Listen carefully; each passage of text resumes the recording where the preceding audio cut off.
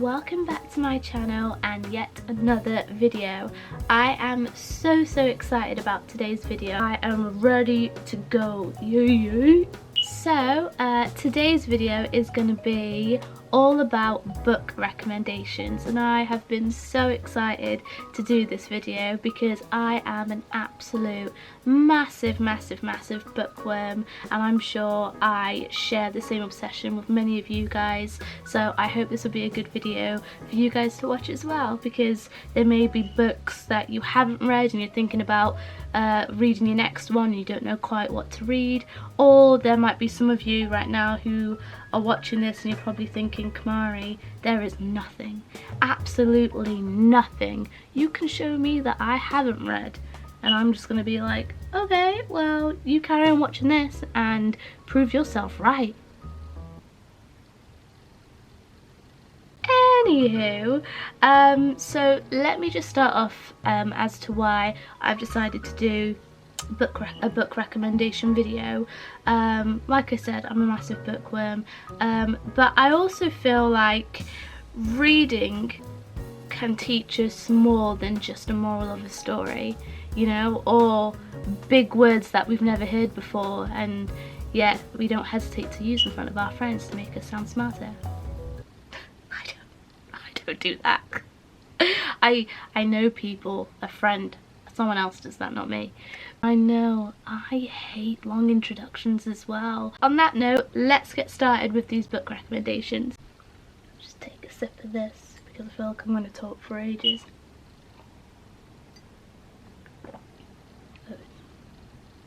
Oh no. Are we rolling? So, the first book I want to recommend is The Silence of the Girls, written by Pat Barker. Now, Pat Barker is an amazing author. I absolutely love her writing and I've read a couple of her books actually. And Silence of the Girls is based in the Trojan War. Firstly, really recommend looking into it and learning about it, and there's even a film. I know, a film that you could watch, and you know, you don't know that film. What? It's got Brad Pitt in it, and he plays Achilles, and you know, he's supporting the long blonde soft curls which could have only been bathed in sweet tresemme. And he's got the armour and everything and the sword, and rocks up to the gates of Troy on a chariot yelling, Hector! Who's played by Eric Bana. God, I should really watch that film again. What? Isn't Brad Pitt the same age as my mother? Well, yeah, but none of my DNA is running through that fact. Silence of the Girls, which is a different story, okay, and we do not actually like Achilles in this one. So this one is basically, it's based on a character in Troy the film that we do see, but she's not a main character, but in this book she's the protagonist, and it's based on Briseis, who is from Troy, but the Greeks come and attack it and ransack it, and most of the work is done by their handyman Achilles, and as a reward, a prize, Briseis is given to him, and it's basically about her life after Troy has been burnt down, and she's living on the shores of it, surrounded by the Greeks, and she's taken as a slave, and it's basically about all the women, and we learned a lot about what happened to the men in the Trojan War, but I think the women's story gets lost, and in this one it's all about them and how they survive and how they cope with being rewarded to the Greeks who have killed their husbands and fathers and brothers and sons and have burnt their city to a crisp, and now they have to live with these men. And the story focuses around Briseis and her life with Achilles, and how everybody sees him as a hero, but she refers to him as the butcher, like he's not a nice man, and Brad Pitt, he isn't in this book. Like, if you're really into history, this is really a great one to read. So that is the first one I'm going to recommend. The Silence of the Girls by Pat Barker. You really have to read it. Right, the next book I want to recommend is The Forgetting Time by Sharon Guskin. Now, Sharon, Shazza, is an American author, and this was actually a bit of a spontaneous buy. When I went to Foyles to pick up a book, this one was half price, and I just read the back of it and it sounded really interesting, and I gave it a read, and oh my god, this book was so good that not after I had read it, but after every chapter, I would have to tell my family what was going on in it, sorry, and it was so good that they would even wait for me to read another chapter just so I can tell them what happens. Let me set the scene. I'm not going to give anything away, but let me just set the scene, okay? So, we're in New York City, where the girls are pretty and they all have jobs, including the main character called Janie.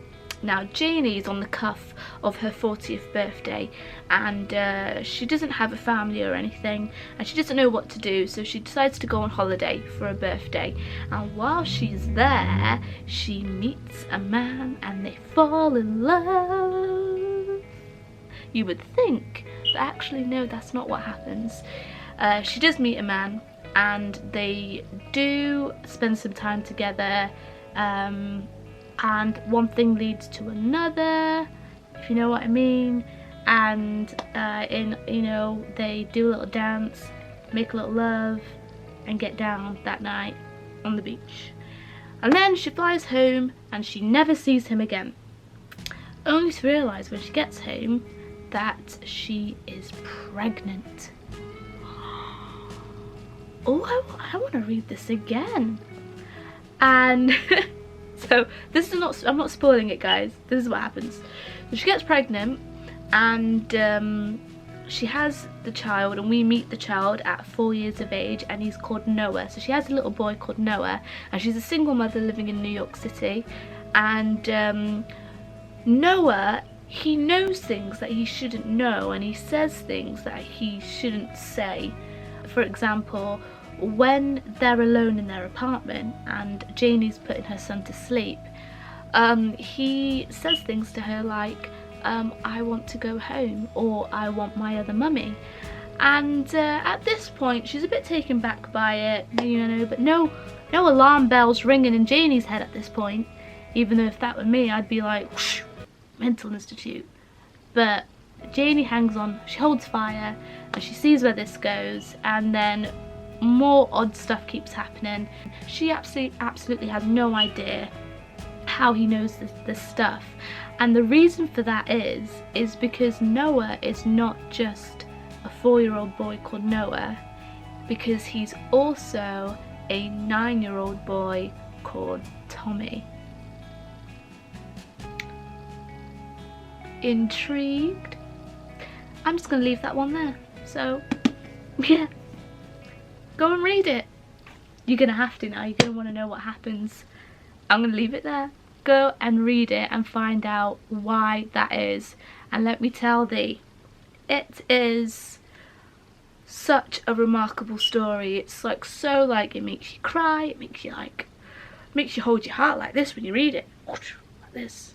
To be honest with you, I'm glad I read it surrounded by people, because I don't know if I could have taken that emotionally if I was by myself. You know what I mean? Right, the next book I want to recommend to you lovely people is The Subtle Art of Not Giving a Beep by Mark Manson.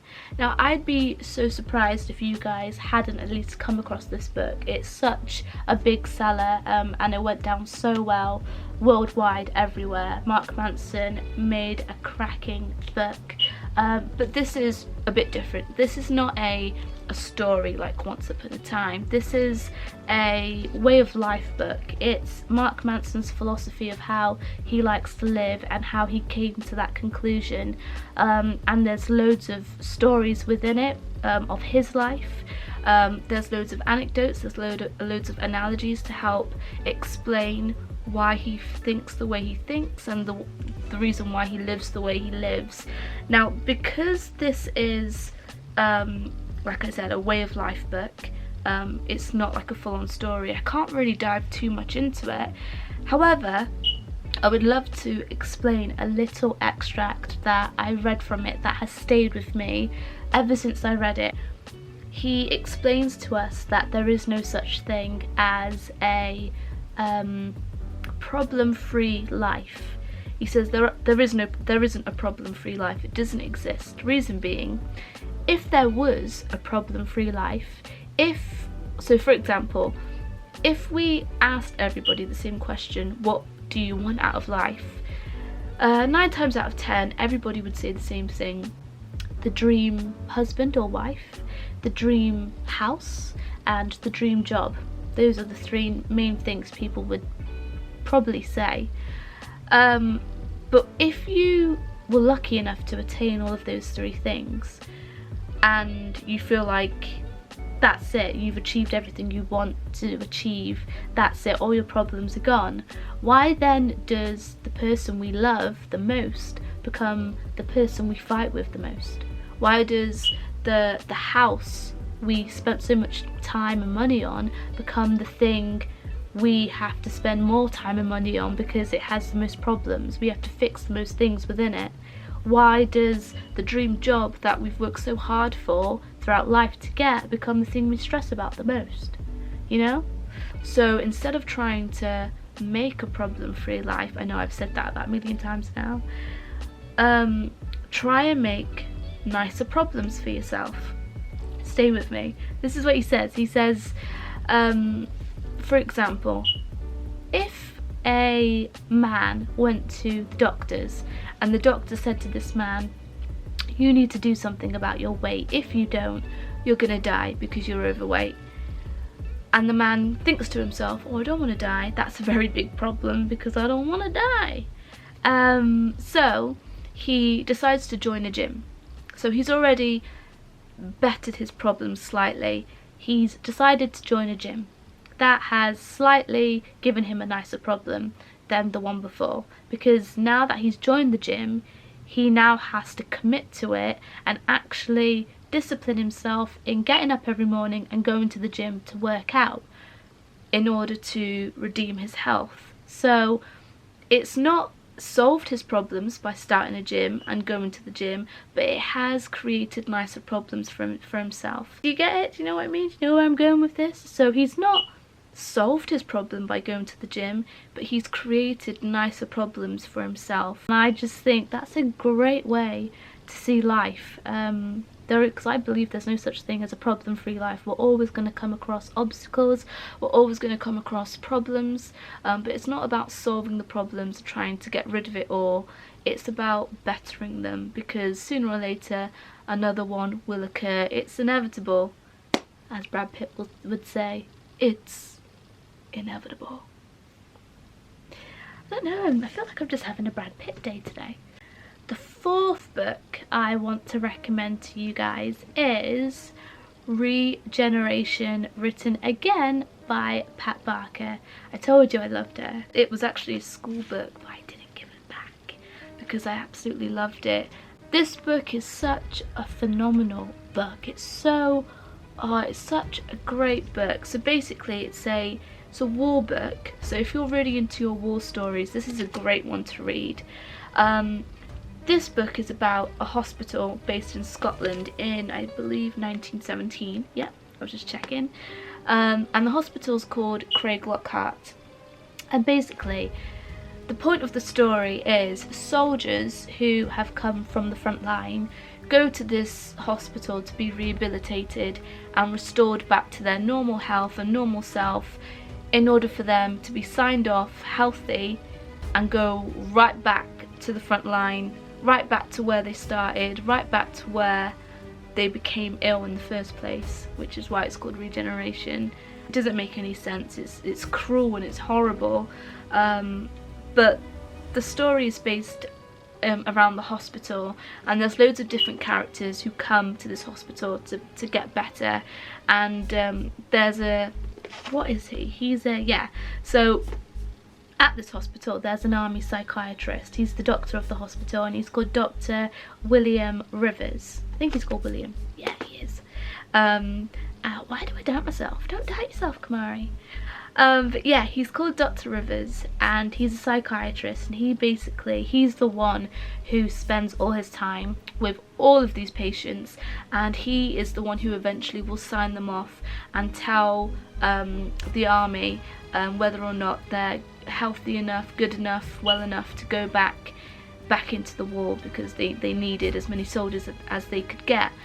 And there's so many different patients that Dr. Rivers has. He has, for example, a patient who has become so traumatized by war that he's become mute, and the only way he communicates is through writing or drawing. And then he's got another patient who he's seen things that a human eye should never ever witness and see, and because of that he's unable to keep his food down, because every time he eats he throws up, and there's actually a specific reason for that, which you find out in the book. Pat Barker has also incorporated real life soldiers who existed in reality, by the likes of Siegfried Sassoon and Wilfred Owen, who you may know as war poets.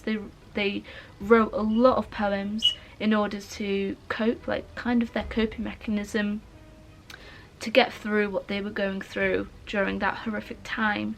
And then we get to see Dr. Rivers, who hasn't been to war himself, but he's taken on all these patients, and they tell him things, and then we have to see and watch him cope with how he handles with what he hears. And it becomes really difficult for him, to the extent where he listens to these soldiers and hears what they've been through, and yet he's the one who has to sign them off and tell the army that they're ready to go back, and a part of him really doesn't want to do that because he cares for these patients. And it's just such a great story, and your heart breaks when you read it, and I think it's beautifully written. So Regeneration by Pat Barker, this definitely has to be on your must read list.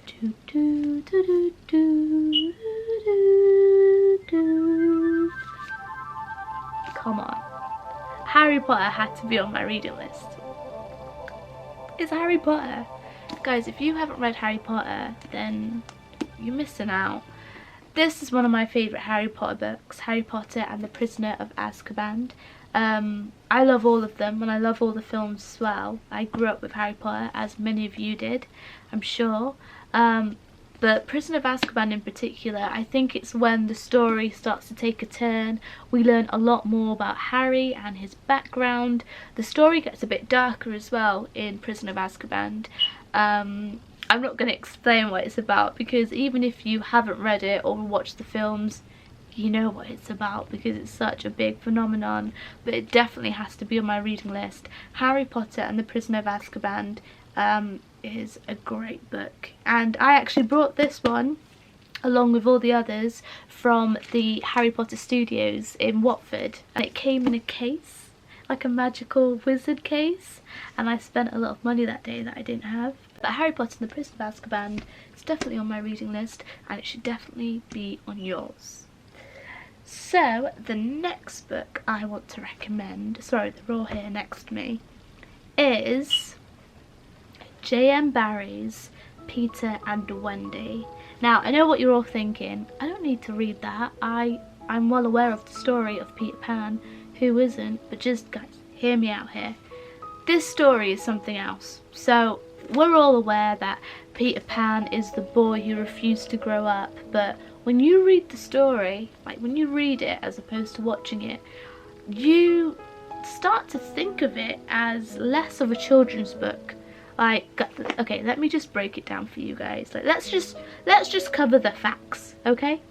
Peter Pan is a boy that refuses to grow up, and in order to do that, he has to run away from home, become independent, fend for himself, move to Neverland, and look after the lost boys, and there's 12 of them, so he kind of essentially becomes a father figure to them. He then returns to London to get new recruits, has a little thing for Wendy, who is already trying to grow up faster than she already should, imitating and playing games of being a mother and a wife. And there's love triangles in this, you know. We're talking about Peter and Wendy, but then Tinkerbell comes in and she gets jealous. There's jealousy in the children's book. I don't think it's no longer a children's book, guys, okay, if I'm being honest. And then Tiger Lily gets brought into the mix. So we're dealing with the exotic Tiger Lily, we're dealing with Tinkerbell, the fairy tale little fairy who gets jealous. We're dealing with Wendy, the mother wife figure, and then we're dealing with Peter, who has to just kind of weave in and out of these characters, as well as dealing with Captain Hook and Smee, and you know, just trying to keep everything good. You know, that's a lot of responsibility for a kid, if you ask me. See what I mean? So yeah, Peter Pan, of course it has to be on my list. Right, the next book I want to talk to you guys about is The Godfather by Mario Puzo. Godfather is one of my favourite stories in the whole entire world. I absolutely love Mafia stories. I'm just so intrigued and interested and fascinated by it all. And obviously this became an iconic movie. Yeah, such a great book. So this one was written in 1964, and I think the film was it came out in 1972, so a couple of years after. But it's actually set in the 1940s, and it's basically about the criminal underworld, and the themes in it are just, they just go on for days. Like, we're talking family values, loyalty, murder, love, betrayal, just everything else, everything that intrigues us as an audience, it has in it. And at the heart of it, it has an intimate storytelling of this family in particular called the Corleone family, who consists of the Don Vito Corleone, and there's basically five mafia families within New York, and the Corleone family are number one. They're at the top, and because of that, people are obviously going to test them and try and bring them down. And he's got a couple of sons, he's got a daughter, and he's getting on a bit. He's done his time, and he's now at a point where he needs to start thinking about his family's future and who is to be the next one to kind of fill his shoes and sit in his seat and take on the role of the Don. And you would think it's straightforward because obviously he's got 3 sons, and why wouldn't you just put the eldest one in there? But it gets complicated, it gets really complicated, and so many other things happen within it. And I can't talk about it without really talking about it. But if you are, you know, if you know a little bit about the storyline, you know that it's about the mafia and how they live, and they don't live by the rules of society, they create their own, which is why everything is so magnified when things like betrayal happens. One of my favourite stories in the whole entire world, The Godfather. Again, I read this at work, and I'm glad I read it around people because I'm not reading this by myself. You crazy? Right guys, we're nearly there. We've got 3 more to go. Thank you so much for hanging in there with me. The next book that I want to recommend is Carrie by Stephen King. Come on, Stephen King novel had to be on my list. This is such a great story, and Carrie again is a very iconic story. It's about Carrie White. I'd kind of describe it actually as a messed up Matilda. Yeah, so if you like Matilda and you're thinking to yourself, oh, what would Matilda be like if she were evil? She'd be Carrie. Carrie White is a very lonely girl. She's not very popular, but she does have this, she has this gift of telekinesis. So she has telekinetic powers where she can control things with her mind. And she's quite loathed by the community. Due to that, Carrie doesn't know how to socialise around other people. She finds it really difficult. But then such a great thing happens to her where she gets invited to prom by the most popular kid in school, only for it to be a hoax. And then Carrie has to take things into her own hands and uses her power for evil. And I'm going to leave it there. But yes, Carrie is a great story. Definitely on my reading list, definitely should be on yours. It's a must read. And we're nearly there, guys. So my 9th book is Michael Caine acting in film. So that's why I want to be. I want to act, and I got this book. It's a used book. You can see, literally, it's got notes in it. I've read it so many times, back to front. It's like my Bible on acting in film. I read this book while sat at a desk at work, waiting for an incoming call to help yet another person out with their mortgage application. Yep, because that's where I used to work. I used to work in mortgages.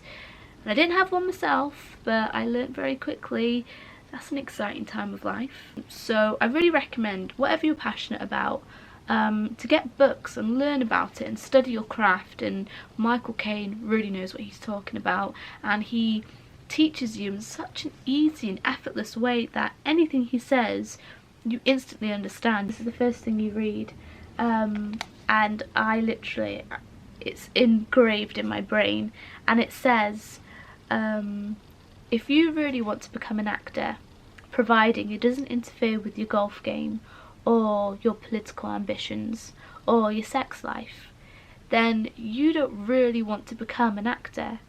Because not only is acting more than a part-time job, it's more than a full-time job, it's a full-time obsession. And when I read that, I sat back in my risk assessed chair and I just thought, oh my god, Michael's right. It is an obsession. I'm obsessed. I'm ill. It is an obsession. It's all you do, it's all you think about, it's all you talk about, it's all you want to do. And when you hear the word obsessed, it's a bit of an intense word, and you think to yourself, you know, that's not such a great thing. Well, in actual fact, all it really means is you're in love with something so much that you just need to be around it all the time. This taught me so much, and I read it constantly, and I try my best to put it to use as well. So yeah, Michael Caine acting in film. You don't have to read this one. The whole reason I added this to my list is because I wanted to express how important it is to study your craft in whatever you want to do and whatever you love. Learn about it and become obsessed with it, like Michael Caine says. It's really easy for, if any American is watching, Michael Caine. If you want to say Michael Caine in a Cockney accent, just say my cocaine. Like Michael Caine. I'm going to stop saying that now. I do not condone cocaine, okay? And guys, this is it. The last book that I'm going to recommend today. God, it's been emotional. So this one may surprise you guys a bit. This one is a children's book, and it's called The Fantastic Flying Books of Mr. Maurice Lesmore, and it was written and illustrated by W.E. Joyce. And if you can see this thing here, that thing there, this book has actually won an Academy Award. It's an Oscar-winning book, and it's for good reason. This book is the most beautifulest story you'll ever come across, and it's to do with books, which is probably why I love it so much. But not only is the story amazing, the illustrations in this book are fantastic. Oh, let me see. So I don't want to like spoil it for you guys, but like, let me just, I can't like turn it, like, the illustrations in this book are just amazing. And it's about this boy who is trying to create his own book, and something happens to him and he inevitably has to go on an adventure and the things he finds and the experiences he has on this adventure help him fill in the blank pages to his book. And it's just got the most incredible pictures and metaphors and symbolisms and stories in it, and you'll read it, you'll be like this, and then you'd want to find a kid so you could read it to them, but make sure you know the kid when you try and read it to them, okay? Don't just try and... I know it's a kid's book, but it's absolutely amazing, and I always read children's books. I think it's so important. It has so many things in there that adults can relate to as well, and that adults understand more actually. But yeah, so that was my last book, The Fantastic Flying Books of Mr. Morris Lesmore. I encourage you to go out and read children books as well, because they're just, like I said, they're amazing. So yeah, guys, that is it. My 10 most favourite books at the moment, you are all now fully aware of, and I hope this has given you some inspiration or encouragement to go out, and even if you Google these books, I feel like I've done a good job today. Go out, be curious, read as much as you can, learn as much as you can. It's so much fun. People think learning stops when you come out of school, and really they don't understand that the real learning begins when they walk out of the school gates. So yes, I hope you enjoyed that. Like, I really enjoyed it. And yeah, please let me know what you guys think, and don't be afraid to leave any comments about any books that you could recommend to me, because I'm always in need of a good read. And yeah, so take care guys, it's been lovely speaking to you, and I will see you in the next video, I'm sure. Mwah.